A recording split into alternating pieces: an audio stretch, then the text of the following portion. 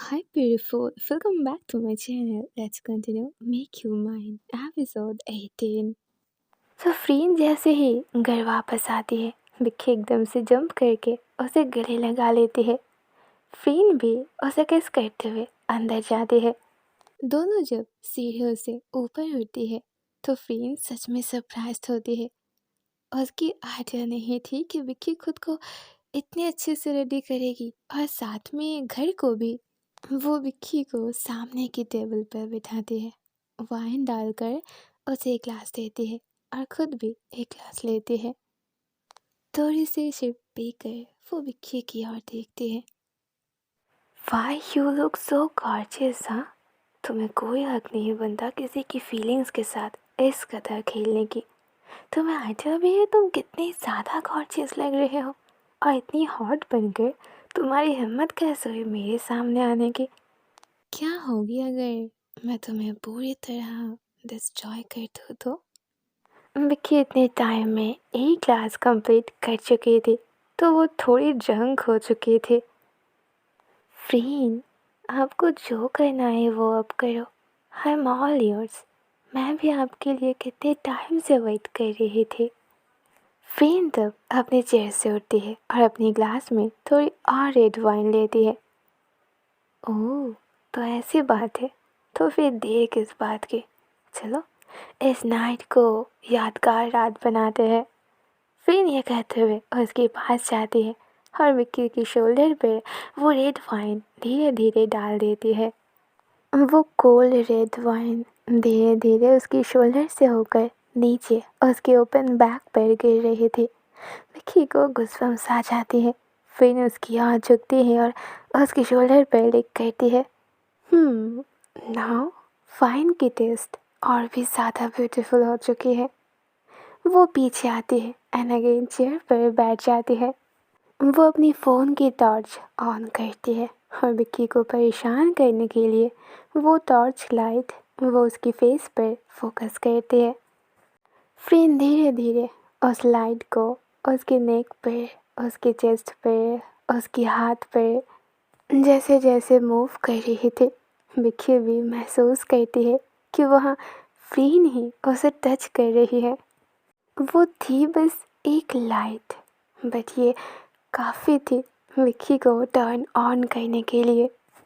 वो लाइट उसकी private part, नीचे, हर एक जगह पर मूव हो रही थी। फ्रीन उसे टच भी नहीं करती है, बट स्टिल विक्की मौन करती है। वो अपनी फीलिंग्स को कंट्रोल करने की कोशिश करती है। विक्की को ये टॉर्चर और बर्दाश्त नहीं हो रही थी। वो अपनी डाउन लिप को बाइट करती है तो फ्रीन आकर उसे अपनी गोदी में उठा लेती है। You have no idea what going happen tonight. मैं मेक श्योर करूँगी कि आज पूरी रात तुम बस मौन करो। फ्रीन ये कहते हुए उसे गोदी में उठाकर स्टेप बाय स्टेप सीढ़ियों से ऊपर उठ रही थी और विक्की वो बहुत पहले ही फ्रीन को सरेंडर कर चुकी थी। वो फ्रीन को टाइटली होल्ड भी नहीं करती है, वो उसकी बाहों में अपनी बॉडी को बस छोड़ देती है।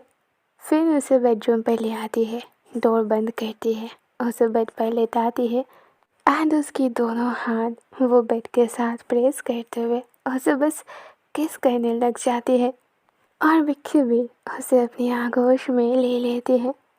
कुछ टाइम बाद विक्की रियलाइज़ करती है उसकी फ़ोन जो बेड पर पड़ी हुई थी वहाँ पर बार बार कुछ नोटिफिकेशंस आ रही है। विक्की फ़ोन पर बिल्कुल भी अपनी ध्यान नहीं देना चाहती थी, वो बस स्क्रीन के ऊपर फोकस करना चाहते थे, बट बार बार साउंड आने की वजह से वो अपनी फ़ोन को थोड़ी इरिटेट होकर ही चेक करती है। एक अननोन नंबर की मैसेजेस थी। विक्की, तुम्हारी मॉम डैड की कार एक्सीडेंट नहीं हुई थी, उनकी एक्सीडेंट करवाई गई थी और वो पर्सन और कोई नहीं, सरोजा इंडस्ट्री की सेकंड चाइल्ड फीनिया सरोजा है। वो बहुत टाइम से उसे फॉलो कर रही थी, कॉलेज की टाइम से। उसने एक बार उसे प्रपोज भी की थी, बट विक्की ने सबके सामने फीनिया को इंसल्ट की थी और उस चीज़ की रिवेंज वो आज तक लेने की कोशिश कर रही है। बस उसकी मॉम डैड की कार एक्सीडेंट करवा के ही उसे जान नहीं मिली थी। वो विक्की को भी बर्बाद करना चाहते थे। एक एक मैसेज जैसे जैसे उसकी फ़ोन पर आ रही थी, विक्की की हार्ट बीट वैसे वैसे बस बढ़ रही थी। लास्ट में मैसेज आती है कि बी केयरफुल, वो फ्रीन की ट्विन से, तो वो फ्रीन बनकर कुछ भी कर सकती है। और इस मैसेज के साथ साथ विक्की की सांसें रुक जाती है। उसे ये चीज़ अपने दिमाग पे क्यों नहीं आई। एंड यस, जो पर्सन उसकी टॉप पर थी वो भी पागल की तरह उसकी नेक पर, उसके चेस्ट पर बाइट कर रही थी। विक्की के दिमाग पर एक आइडिया आती है। वो जल्दी से फीनिया कहती है। एंड यस, वो पर्सन जो उसके ऊपर थी वो एक सेकंड के लिए एकदम पॉज हो जाती है। अगर अगर वो फीन होती तो वो कभी नहीं रुकती। विक्की को गुस्बम्स आ जाती है। एक अजीब सी डर से वो एकदम थम सी जाती है। फीनिया धीरे धीरे अपनी हेड ऊपर करती है और उसके साथ आई कांटेक्ट करती है। कुछ टाइम पहले फ्रीन समझकर वो जिसे देख रही थी और उसकी फेस के एक्सप्रेशन धीरे धीरे चेंज हो रही थी। एक एविल स्माइल के साथ फीनिया कहती है, ओह, तो तुम जान गए कि ये मैं हूँ। बट सो सॉरी विक्की, तुम जान कर भी क्या फ़ायदा। अब तुम यहाँ से भाग नहीं सकते। आज रात तुम्हें मेरी बनना ही होगा। बहुत सालों से मैं कोशिश कर रही थी पर तुम बार बार मेरे हाथ से भाग रहे थे। फीनिया ये कहते हुए कुछ भी करे उससे पहले ही विक्की बहुत जोर से उसे पुश करती है और बेडरूम से भाग जाती है। पीछे पीछे फीनिया भी जाती है। विक्की, विक्की वेट, तुम यहाँ से भाग नहीं सकते। आज रात तुम मुझसे भाग नहीं सकते। बहुत टाइम से मेरे दिल में बस आग जल रही है। आज मैं अपनी रिवेंज कंप्लीट करके ही रहूँगी। तुम्हारी हिम्मत भी कैसे हुई थी 7 साल पहले सबके सामने, पूरे कॉलेज के सामने फीनिया सरोजा को इंसल्ट करने की। हाँ, विक्की को कुछ भी समझ नहीं आ रही थी। काश 5 साल पहले की सारे इंसिडेंट्स उसके दिमाग से ब्लैंक हो चुके हैं। विक्की भागते भागते सीढ़ियों से नीचे जाती है। मेन डोर, वो मेन डोर को ही ओपन नहीं कर पा रही थी। वो बहुत टाइम से कोशिश कर रही थी। वहाँ से पीछे फीनिया स्माइल करते हुए सीढ़ियों से नीचे आ रही थी। Come on Vicky, come on, don't do it. तुम नहीं कर पाओगे, वो डोर ओपन नहीं होगी, मैंने उसे लॉक कर दिया है। विक्की पीछे डाउन करती है। पूरी रूम की लाइट्स तो उसने पहले ही बंद कर दी। कैंडल्स जलाई हुई थी और अब आधी कैंडल्स भी बुझ चुकी है। उस डार्क अंधेरों में फीनिया को आते हुए देखकर विक्की बहुत ज़्यादा डर जाती है। वो रो पड़ती है। फीनिया, फीनिया आप ऐसे क्यों कर रहे हो? आप जानते हो ना 5 साल बाद की सारे इंसिडेंट्स मैं भूल चुकी हूँ। मुझे कुछ पता नहीं है। अगर मैंने आपको इंसल्ट की, मैंने आपको हर्ट की तो I am sorry, I am really sorry. फीनिया उसके पास आ जाती है। विक्की तभी भी डोर की लॉक ओपन करने में बिजी थी। फीनिया आकर पीछे से उसे ग्रैब करती है और उसे पीछे ले जाती है। विक्की लाउडली कहती है, फीनिया जस्ट लीव मी। मैं आपसे सॉरी बोल रही हूँ ना। मैंने जो भी किया मुझे याद नहीं है, बट फिर भी मैं आपसे सॉरी बोल रही हूँ। पर आपने आपने क्या किया? आपने मेरे मॉम डैड की कार एक्सीडेंट करवाई। आप मेरी मॉम डैड के मर्डरर हो और मैं आपको कभी माफ़ नहीं करूँगी। मिक्की की ये सारी बातों पर फीनिया के ऊपर कुछ भी इफ़ेक्ट नहीं करती है। वो स्माइल करती है, एक डेविल स्माइल जो पूरी हाउस पर बस गूंज रही थी। तुम्हारी माफ़ी, वो चाहती भी कौन है?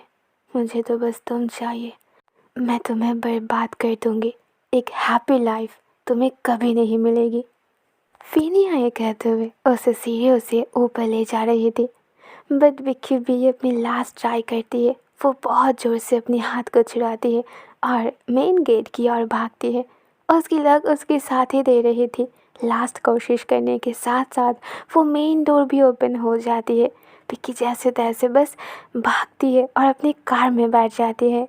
बहुत ज़्यादा डर की वजह से उसकी हाथ पैर शेक कर रही थी। वो अपनी कार की कीज़ कार की नॉक पर ठीक से लगा भी नहीं रही थी। उस साइड से फीनिया भी भागते हुए आ रही थी। वो इतनी ज़्यादा डरी हुई थी कि वो अपनी हार्ट बीट भी महसूस कर रही थी, मानो वो अभी बाहर आ जाएगी। फ़्रीन, फ़्रीन आप कहाँ हो? I need your help. Vicky अपनी कार की कांच पहले ही सब कुछ लॉक करके रखी थी। फ़ीनिया वहाँ पर हिट कर रही थी और बस चला रही थी। विक्की वहाँ पर ध्यान भी नहीं देती है। वो जल्दी से कार को स्टार्ट करती है और वहाँ से निकल जाती है। कुछ दूर जाकर वो एक हाथ से स्टीयरिंग को होल्ड करती है और दूसरे हाथ से फ़्रीन को कॉल करती है। बहुत बार रिंग होती है। फ़्रीन उससे रिसीव नहीं करती है और करेगी भी कैसे? और उसकी फ़ोन तो साइलेंट पे ही, और वो तो पार्टी में बिजी थी। वो पार्टी से वापस आना चाहती थी। उसे भी विक्की की बहुत फिक्र है, बट वो मिस्टर जी हो वो फ़्रीन को आने ही नहीं दे रहा था। खौस उसे तो पहले ही फ़ीनिया ने बाय कर लिया है, डबल पैसा देकर। ये सब कुछ फ़ीनिया ने पहले से ही प्लान करके रखी थी।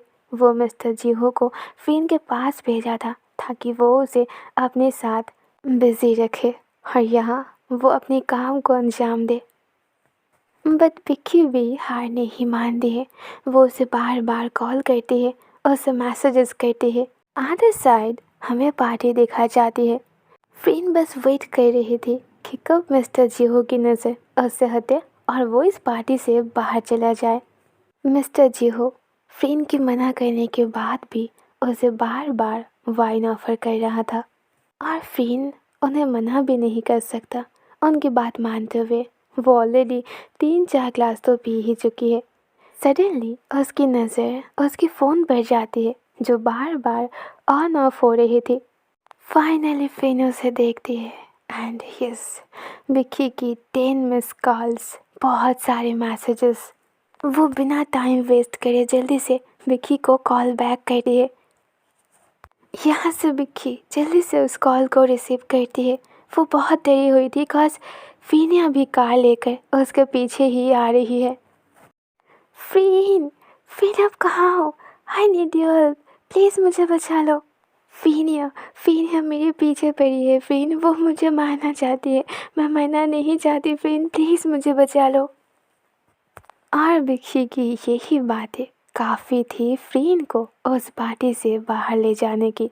तब उसे रोकने की हिम्मत किसी में भी नहीं था। विक्की, विक्की शांत हो जाओ। पहले तुम मुझे बताओ तुम कहाँ हो, तुम्हारी लोकेशन क्या है, मुझे सेंड करो। आधे शायद विक्की बस रोए जा रहे थे। फ़्रीन, फ़्रीन वो मैं रोड पर। विक्की उसे आंसर दे उससे पहले ही फ़ीनिया की कार उसकी कार को बहुत ज़ोर से हिट करती है। बैलेंस खोकर विक्की एक जंगल की ओर आ जाती है और उसकी कार एक ट्री के सामने आकर रुक जाती है और उसकी लास्ट होप उसकी फ़ोन भी नीचे गिरकर एकदम टूट जाती है। इतनी रात में इस सुनसान जंगल के बीच खुद को महसूस करते हुए विक्की एकदम से थम सी जाती है। वो फ़्रीन को भी नहीं बता पाई कि वो कहाँ है। अब फ़्रीन उसकी हेल्प करेगी तो कैसे करेगी? इतनी बड़ी जंगल में अब उसकी हेल्प कौन करेगी? क्या होगी उसके साथ?